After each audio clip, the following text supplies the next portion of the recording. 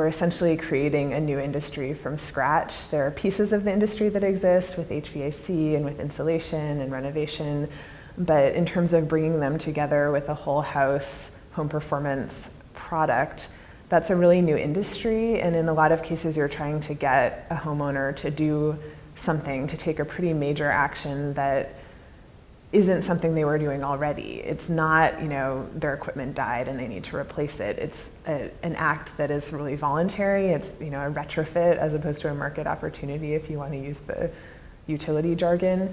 And that makes it really, really hard.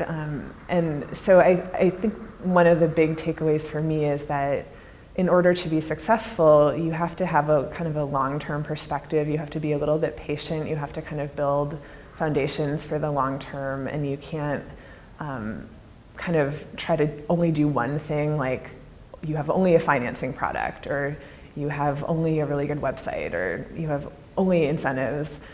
If you don't have the contractor base, if you don't have a good financing and incentive package, if you don't have a really good marketing plan, if you don't have strong relationships with contractors, if you don't have really good certification and credentialing and training and quality assurance, if you don't have any one of those pieces, reporting is another one, and sort of estimating savings, all of those pieces have to be in place and working well in an integrated way to be successful, and that takes time. So I think people get discouraged in this field because it's a difficult area to get really quick results.